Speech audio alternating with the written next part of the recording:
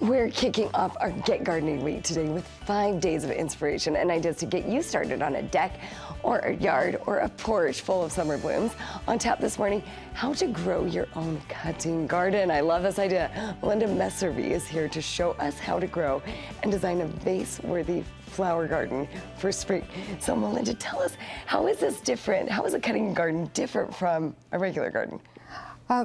Well, a regular flower garden can actually be a cutting garden, but it just depends on if you set it up specifically so that you're collecting blooms. And if obviously, vegetables are, you want to eat those instead of put them in a... Right, yeah. We don't usually see the vegetables in a plant or in a vase, right? Okay, so what is different though? I mean, if you're setting it up knowing that you're going to cut some of these, trim some of these, are you placing your plants differently in the yard? Yeah, so you want to take in, what I brought today is actually specific to spring gardening. So you'd want to take, mostly these are perennials, but that you know are going to come out in the spring. And you want to take into consideration where you're going to be putting the flowers. So if you've got a lot of sun or a lot of shade or something, you want to make sure you match the flowers to what they're going to be getting.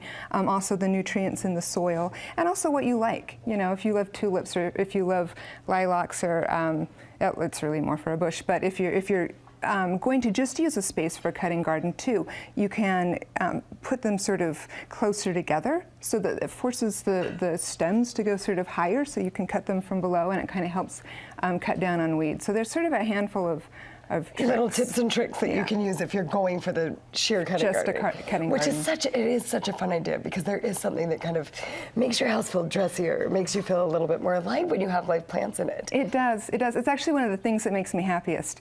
And it's one of the reasons I started doing what I'm doing now. But yeah, we've got, all of these are in bloom. Yep. Great, show me what you brought today. You brought these plants. I did. Like I said, these are all perennials.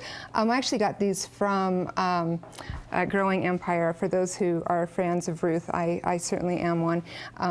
There's a bleeding heart, Virginia bluebells, gold,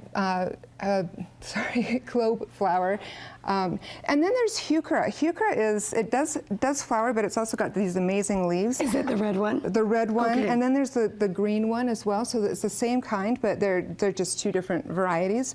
And then these fun little Pasqua flowers, which actually if you let them continue to grow, they'll come up and be these cool little, fun. I know, aren't they awesome? You know, I was thinking when we were talking about a cutting garden, I was getting an image of more just your straight cut tulips and things like that. But this is really it looks like a wildflower garden, which is so fun. It is, yeah. I mean, unexpected. Well, sure. Well, I did bring some tulips and such, but I think if you're growing perennials, which is certainly one of the types of flowers that you might want to use, then you can continue, and they'll come back year after year. And you have these in a cart. Is this a way that you would actually display this in your my yard, shop? I would plant them in the ground. Okay. But the ground always helps, right? No, at the shop, you know, I could very much put them out this way. I mean, it's fun because you can show the different types with the markers and the like. I often will group things like plants together. Most people will.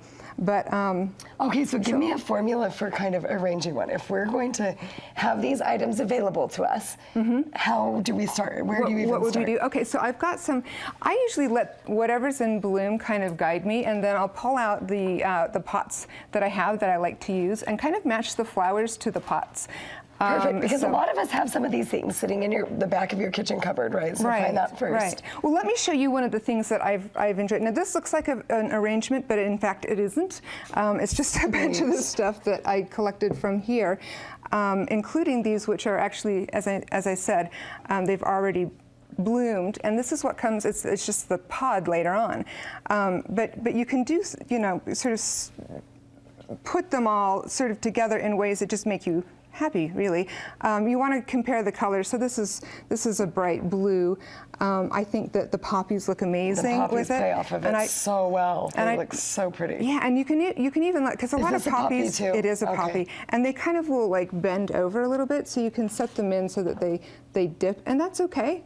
You know, just sort of, in fact, do you want to do that? There is kind of a sweetness to that look where they're a little floppy and a little heavy. Right, right. So that's like pretty. So I think if you just sort of find the poppies and get them in, that's kind of what I had intended for this particular vase. And I also like to sort of, again, playing off the colors of the vase itself, put in maybe a flower that has the same color as the vase.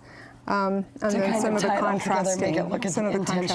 Now, what is this? Is this, because this looks more like a stem. That is a stem. It's quince, which is some of the other things that I brought. So this is basically a cutting from a tree, which you can put in there. You can put almost anywhere you like.